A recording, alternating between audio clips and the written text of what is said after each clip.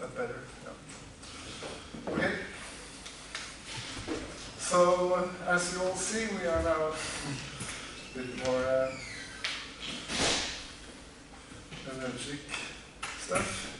The first atom bomb, as these are excerpts from the, I guess they filmed it, so they could record how fast this square is growing, at least in the initial moments of the blast. It's kind of spherically shaped. So you can actually kind of log the radius of this square to the time. And from that, actually, I don't remember his name, I think it's in the textbook. Just after he had seen these published pictures, he was able more or less to calculate the energy of the blast, which was a deeply hidden secret in the defense, American defense. So they were kind of shocked that anyone could know how strong it was. So let's see what he did. So it's called Trinity. The first atomic, let's call it blast. Sounds a bit cooler than explosion.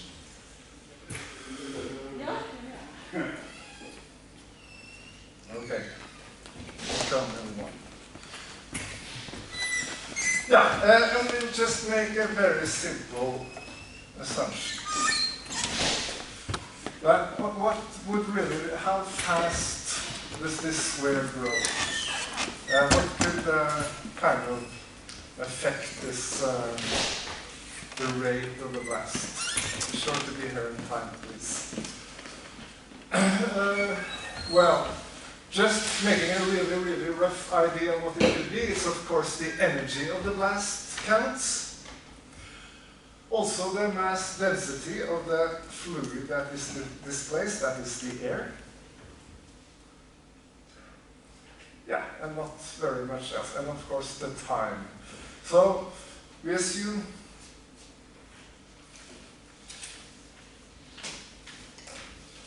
there is a relation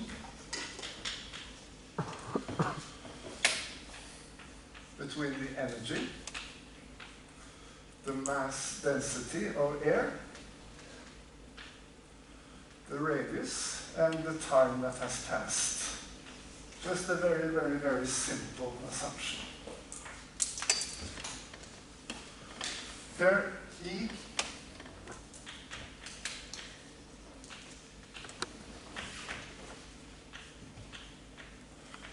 what's the, let's use SI units. What unit has energy? The way to remember what units different stuff has is to know the basic physical laws.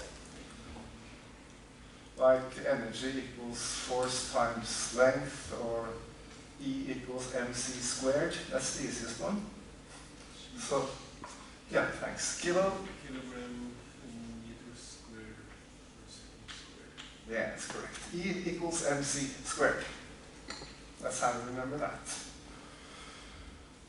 And we have the mass density of air. Rho. Oops. So this is a bit more common, probably, having, of course, dimension in kilo per volume. And then it's radius.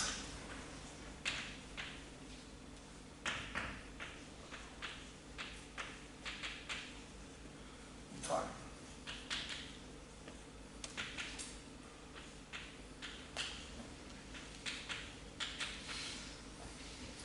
Okay, so let's assume again that this relation is dimensionally correct. And let's try to express this function in terms of new variables. And what we want to do is to make dimensionless numbers.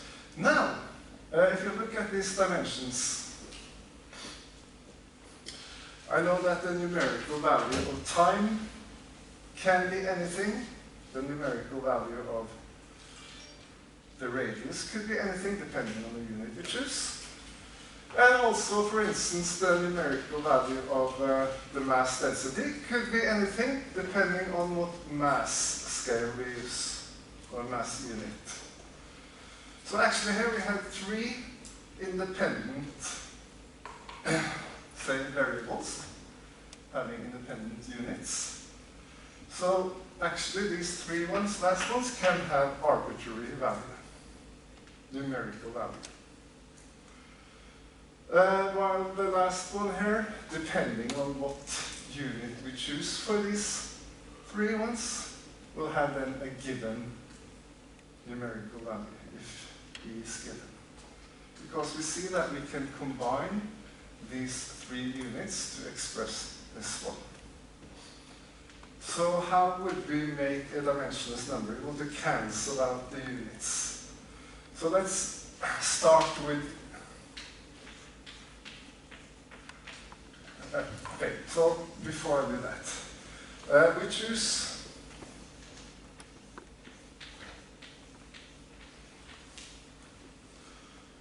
three independent variables,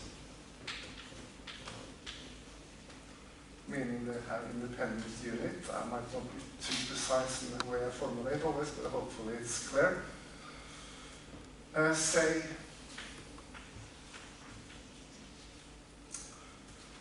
R, T, and rho. That's the maximal number of independent units here. This is exactly resembles the situation having four given vectors in R3 in normal space.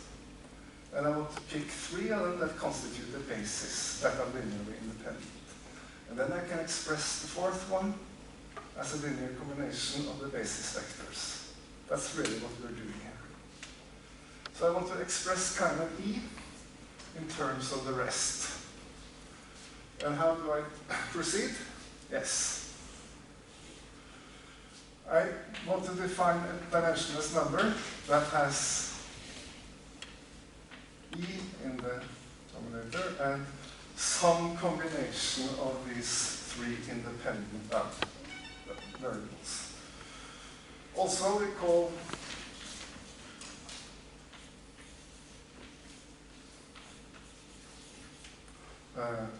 R, T, rho core variables.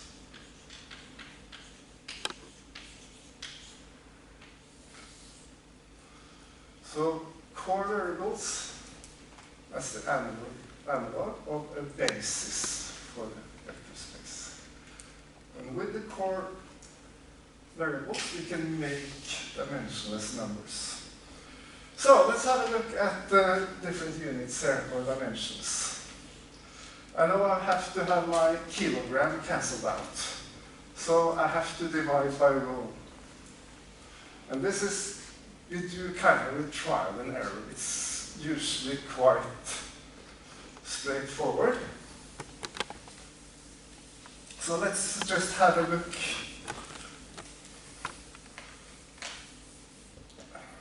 Here, let's just do a simple trial and error calculation. So what is the dimension of E divided by rho on the unit? So that would be, so the kilos cancel out, and we get E as meters squared, so we get meter to the power of 5 divided by second squared, I guess. So that's not dimensionless. But then we see that if I divide by r to the 5th power and multiply by t squared, I get a dimensionless number.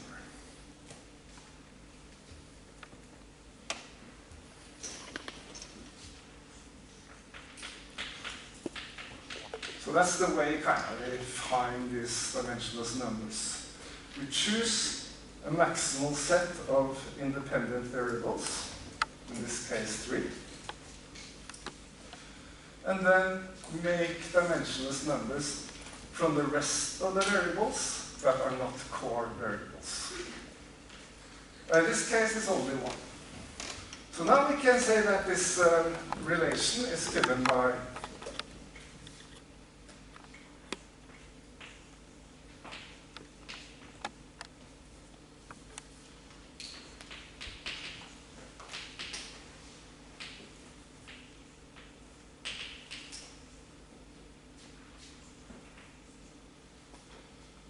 let's give it h, and then we have pi 1, and then we keep the core variables.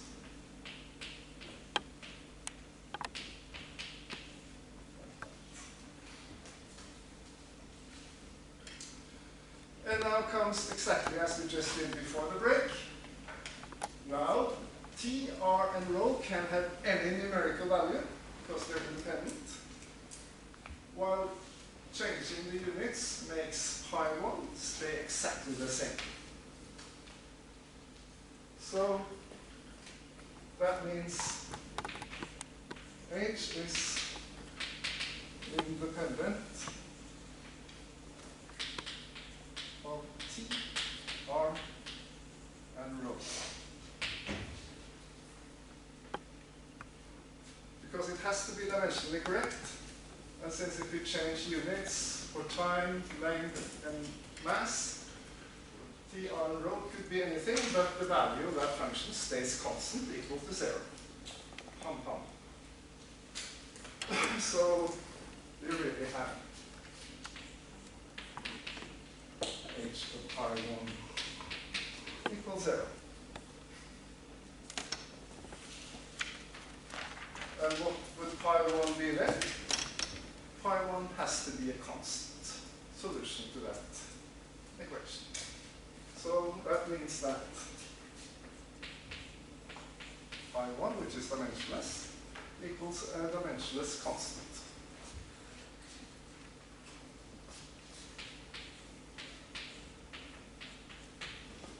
And dimensionless constants appearing in this manner often, they are typically in the neighborhood of 1, of order 1. Like if we did the same exercise for deriving the circumference of a circle, for instance, we would get that the circumference is a constant times the radius, and this constant is 2 pi, so it's not far from 1. And still here, so this guy who was doing this for the first time, he, okay, let's assume this constant is 1.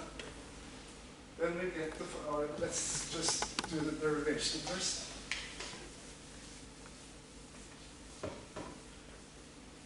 Should I get all this small shit out here?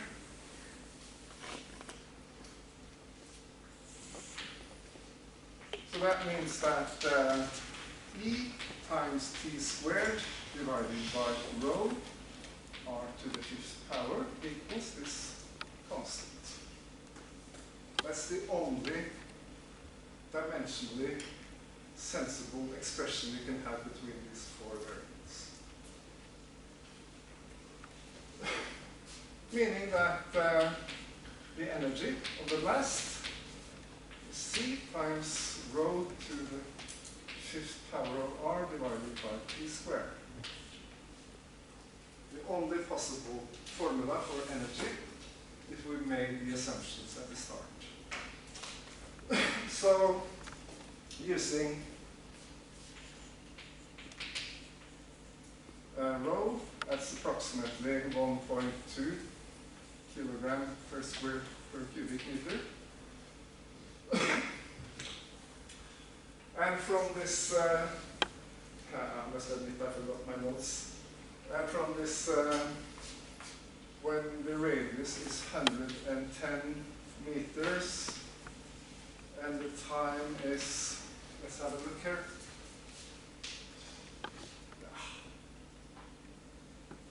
Let's say 6 to the 10 to the minus 3 seconds. I'm not quite sure about that one, but it's in the neighborhood. And we typically just are satisfied to get an answer that is in the neighborhood.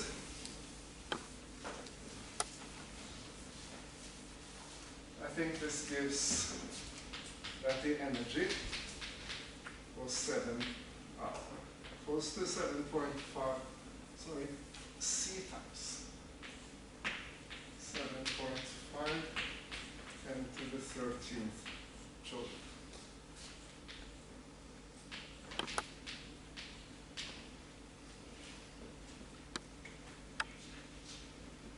So it's in that ballpark. And the actual energy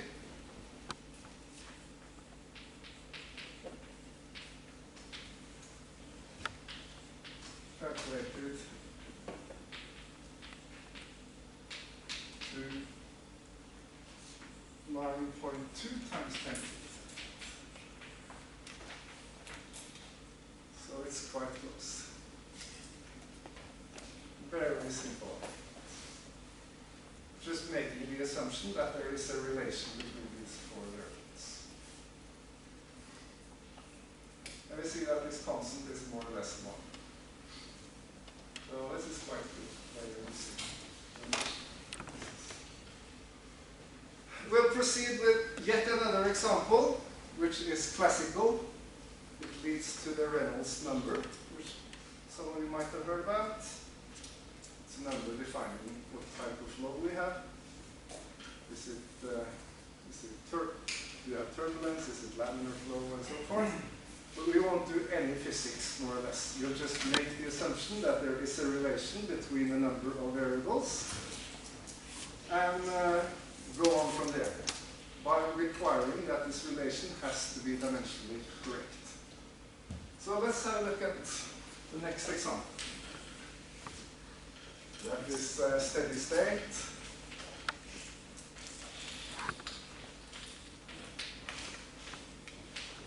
Single phase. Flow in a uniform straight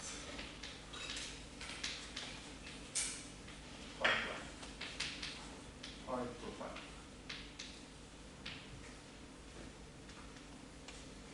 This is really complicated physics in general, because if you have high rates, you have turbulence, it's impossible to really do the math on it, but doing it fine. So really, you have to go to the laboratory and do measurements and just kind of estimate how things flow depending on a lot of parameters. From, again, using a bit common sense, if we have a so-called pipe, so let's make a drawing.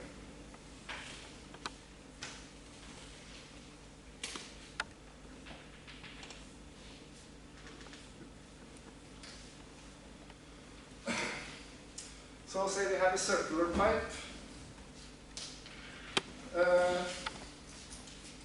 having a length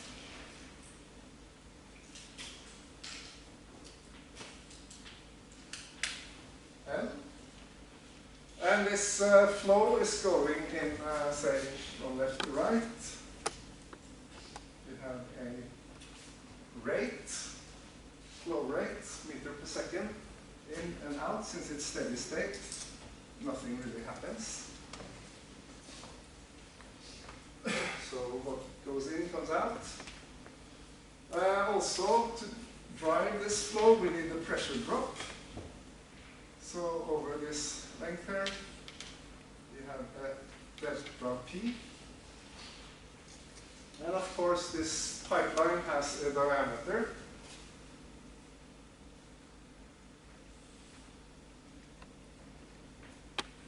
Called D.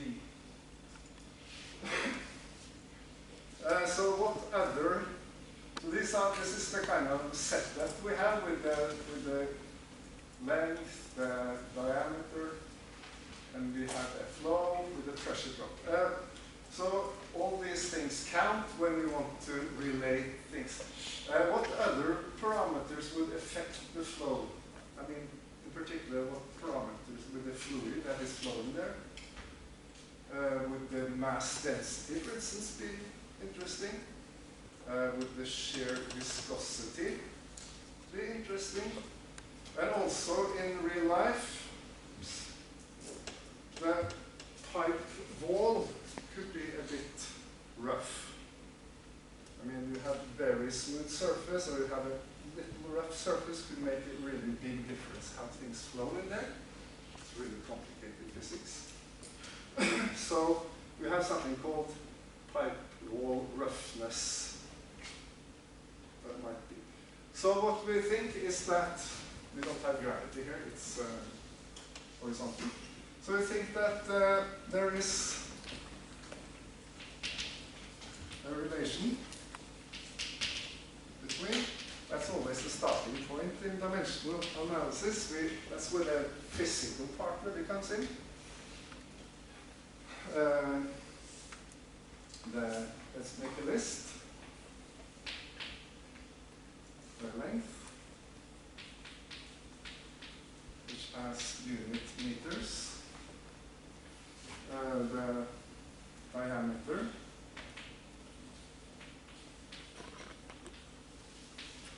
Which of course has also the same unit. We have the flow rate, or velocity, meters per second. So that's 3, and then we have the pressure drop.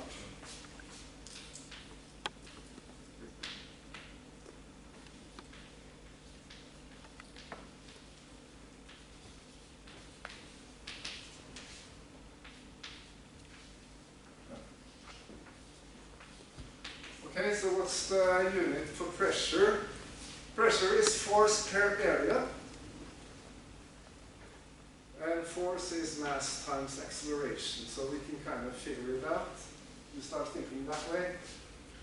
So force is kilo meter per second squared. So we get divided by meter squared, so we get meter to the -1, and then to the -2. So we use these basic laws, Newton law and so forth, to kind of, we don't remember the units.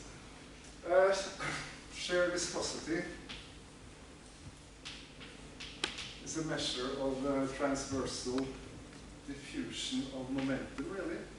So if I have a fluid and I do like that there, how much of this energy or momentum that I create is transferred transversely.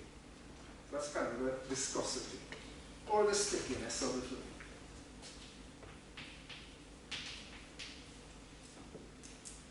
That's the mu, usually. And what's the, that's a bit harder to kind of recall. It's the same as pressure multiplied by seconds. So its dimension is,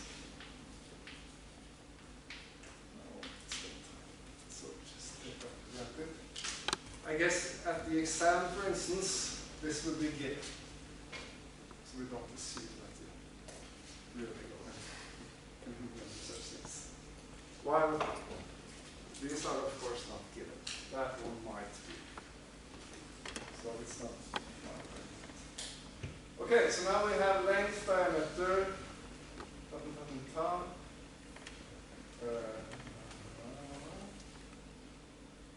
and then we need the mass density.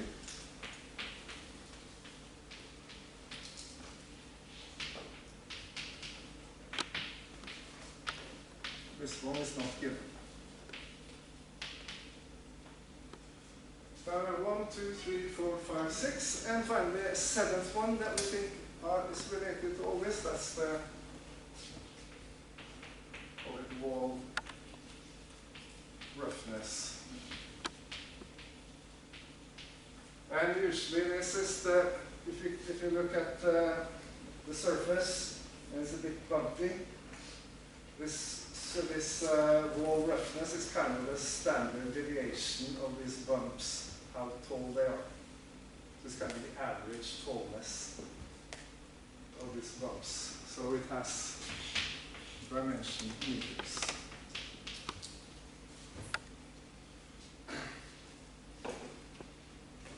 Yeah, so let's write all this down. So this kind of course, and again, all the units are expressible in terms of mass, length, and time. So we have only 3 independent units here, meaning we need 3 core variables that are independent that can achieve any numerical value. Using these 3 core variables, we'll make dimensionless variables using the rest of the variables that are not core variables. So this corresponds to given 7 vectors in R3 and choosing 3 of them that constitute the basis for R3. And each dimensionless constant is expressing the rest of the variables, the rest of the vectors, as linear combinations of the basis vectors. So that's really the procedure we're doing here. So we have to choose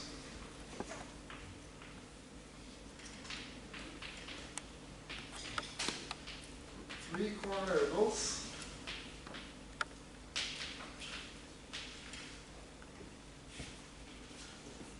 Finally, I can put on my alarm so I don't forget. Time flies.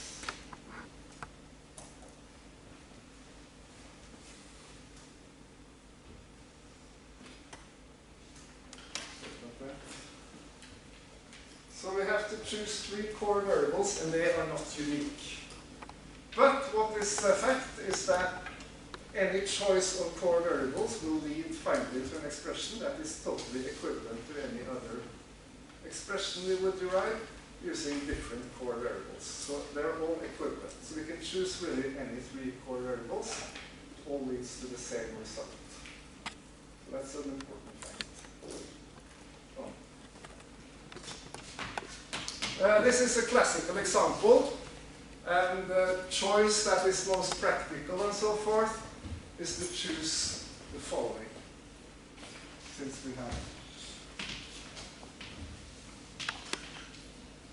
3.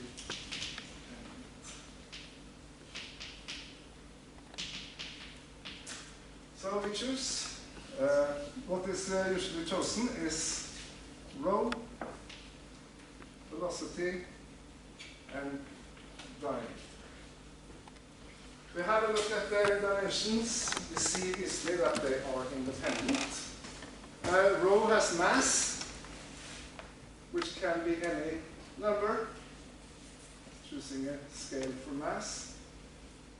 This has length, could be any number. And this has time in it, the flow rate. So this scale in time could give this any numerical value. So these 3 are independent. It's easily seen, and it's usually not more complicated than this. Are independent.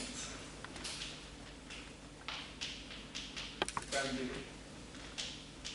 core variables.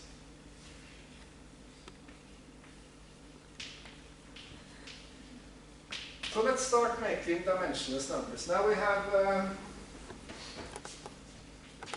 this one is not a core variable. This one is not. This one is not. This one is not. So from these 4 variables, we'll make 4 dimensionless numbers. So let's start with an easy one. Pi 1 equals L divided by the core variable. Now I'm using the core variable to make a dimensionless number from the first variable that's not the core variable. Okay. So how about the next one on the list? That's the pressure. It's a bit more tricky. Again, we might just do some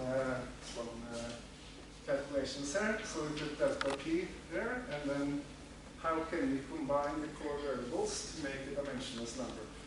I need to cancel out the mass, so I must, rho is the only variable having mass, so I must divide by rho. So what do I have then? Then I have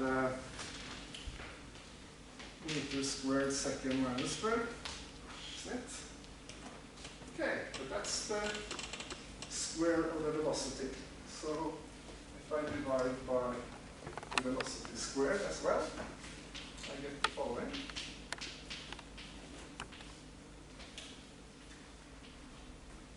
Nice dimensionless number. Now I use these core variables in the denominator to cancel out. Next one on the list, that's the, no, sorry, that's this one of course. No, sorry, the stars are those are not. Okay, next one on the list is the viscosity. Yeah, again we have mass here, and from usually when we make dimensionless numbers, we take these rest non-core variables up here, and then find combinations in the denominator to cancel out the unit. We could have done it otherwise too. We could say that pi 1 is d divided by L. That's a nice dimensionless number. So you could really use the sign of pi 1 as a dimensionless number, so there is no uniqueness within this, but they all lead to the same final expression, or equivalent expressions. So traditionally, they do it the other way here. They place the in the denominator, and then we try to find the combination that cancels out all the time. So at least we need the mass density to cancel out mass. Let's see what mass divided by this one is. So that would cancel out the kilos. We are area. And we get divided by 1. We get minus 2 there, don't we? And the seconds, that's second. So, by multiplying by d and u, you see, we get a dimensionless fraction again. So we choose that as our third one, and finally the last one is simple again. That's just this one. So now we can rewrite our equation, or this relation, as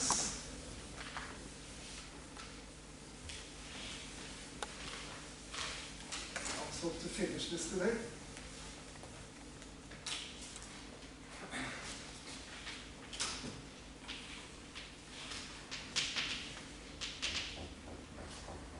So then I get f of pi 1, pi 2, pi 3, pi 4, and the core variables, rho, e, u. So that's the new expression of 7 variables, seemingly. And again, we use the fact that rho, d, and u can have any numerical values, so this has to be independent of.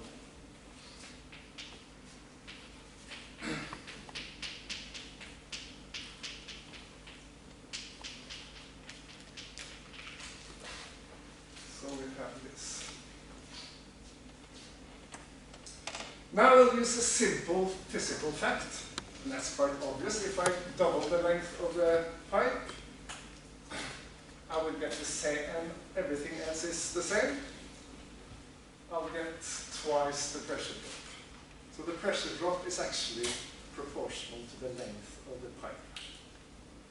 That's quite obvious, should be. Because if I solve this now for pi 2,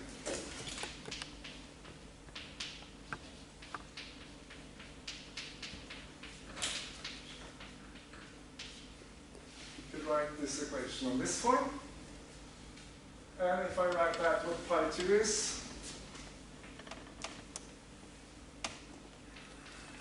you get delta p divided by rho u squared simply equals h of pi 1, pi 3, pi 4. And the length of the pipeline is only contained in this first variable and is linear in it. Pi 1 is L divided by D. So doubling L means doubling pi 1, means doubling the pressure. So we can actually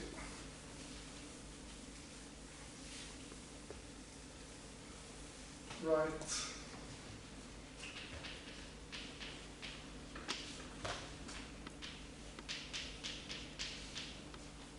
that, and this, we're just left with the two last ones here.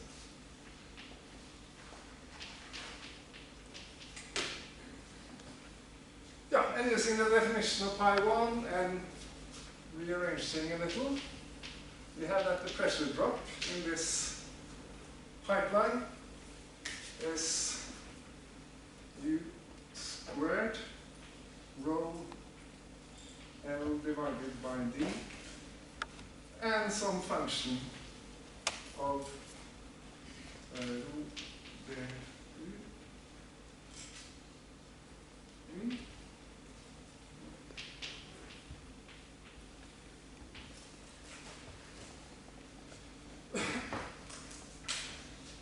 So by doing dimensional analysis, we actually learn a lot about how the pressure will drop in a tube. What we don't know is this two-variable function here. So if I was naive going into the lab, I want to measure how the pressure behaves, pressure drop is varying this, varying that. Then I really had 6 variables I had to vary, and then determine the last 7th one for measurements. Now I only do the following. Measure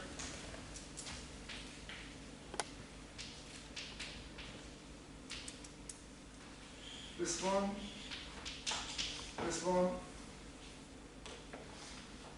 and